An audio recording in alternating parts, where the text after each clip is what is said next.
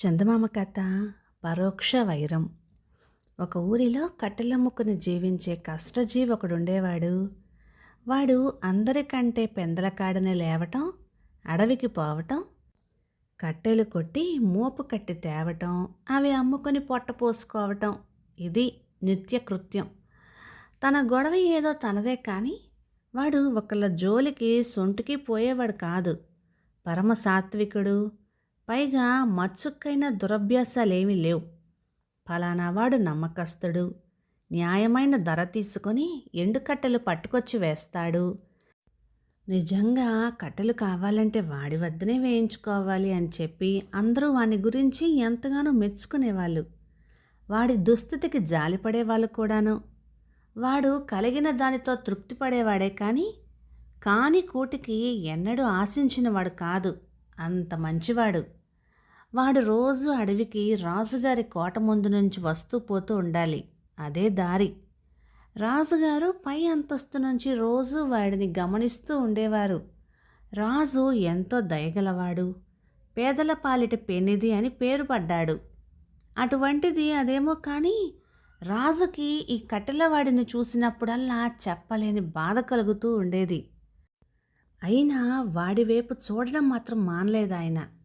ఈ బాధ కొంతకాలానికి క్రమంగా ఒక విధమైన ఆవేదనగా మారింది. కట్టెలవాడొక బద్ధ శత్రువుగా కనిపింపసాగాడు.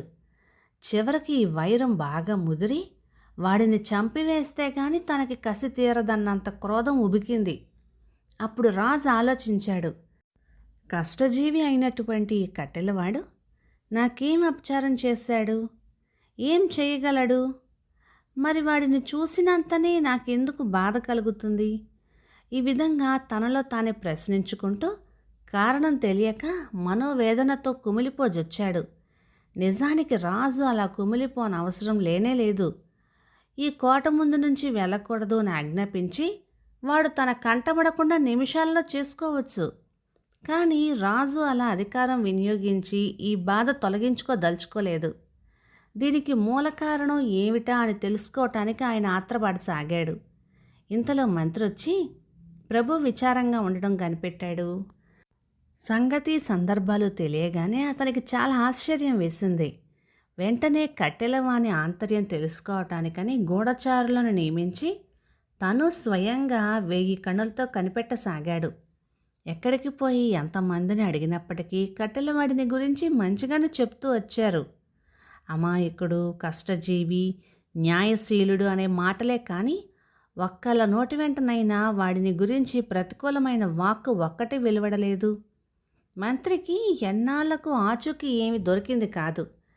నీ తెలివితేటలు ఇంతేనా అని రాజు అనేస్తాడేమోనని జంకు కలిగింది. ఆఖరు ప్రయత్నంగా అతడు ఒక పని చేశాడు. హఠాత్తుగా ఒకనాటి రాత్రి వాడి ఇల్లు సోదా చేద్దామని తలచి వెళ్ళాడే కానీ ఆ పూరి గుడిసెలో ఏమున్నది గనక? ధనధాన్యాల, దొంగల సొత్తులా ఏమన్నా ఉంటాయా? ఒక మూల కొన్ని కట్టెలు మాత్రం గుట్టగా పడున్నాయి. వాడి వృత్తే ఇది కదా కనుక తప్పు పట్టడానికి ఏమీ కనిపించలేదు ఆయనకి. ఏమీ తోచక మంత్రి తమాషా కోసం, ఏమిరా అబ్బి, ఇవాళ కట్టెలు అమ్ముడు కాలేదా? అక్కడే పడి ఉన్నాయే అని అడిగాడు. అవి అమ్మకానికి కావులేండి అంటూ నసిగాడు వాడు. మంత్రికి ఆత్రం కలిగి గుట్ట దగ్గరగా వెళ్ళాడు. అతడు అలా వెళ్ళి చూడటం ఇష్టం లేనట్టుగా సూచించాడు కట్టెలవాడు. మంత్రి ఒక కట్టె తీసి చూసి మళ్ళీ ప్రశ్నించాడు.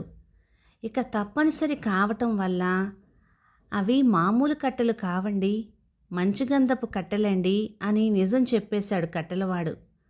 అట్లయితే ఇంకేమిరా, వట్టి అమాయకుడిలాగా ఉన్నావే.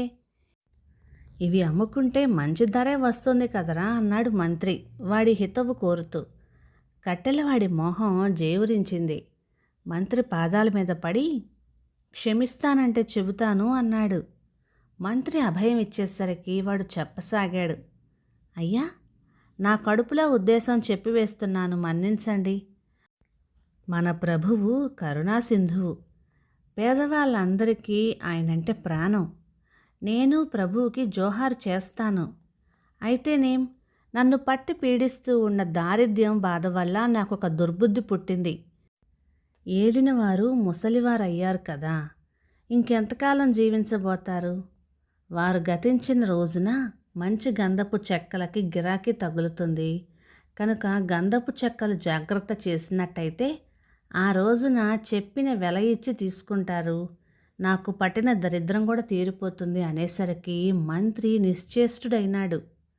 రాజుకి ఈ వర్తమానం తెలియగానే కట్టెలవాడి ఆవేదన గుర్తించి వాడి దరిద్రం తీరేటట్టుగా కొల్లలుగా ధనమిచ్చి పంపాడు.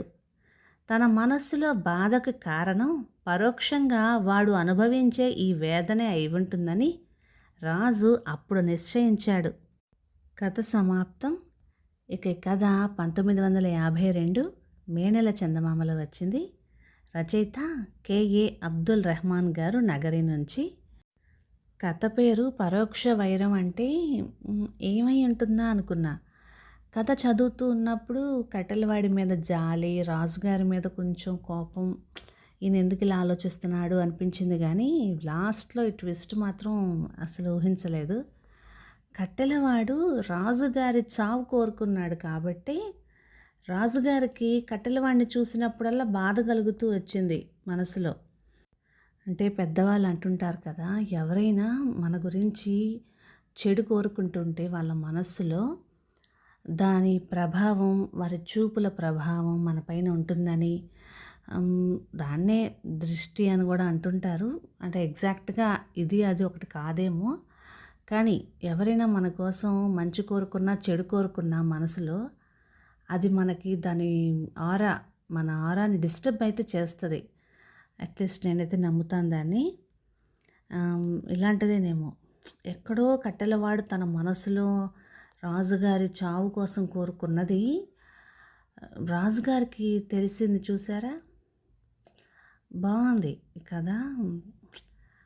ప్రాక్టికల్గా కూడా అప్పుడప్పుడు మనం దీన్ని ఫీల్ అవుతూ ఉంటాం. కథ నచ్చితే లైక్ చేయండి, షేర్ చేయండి. ఇలాంటి మంచి తెలుగు కథల కోసం మన ఛానల్ని సబ్స్క్రైబ్ చేయండి. మీకేమనిపించింది కథ విన్నప్పుడు? అంటే నేను అనుకున్నది కరెక్టేనా? మీరేమనుకున్నారు కూడా కామెంట్లో చెప్పండి. Thank you.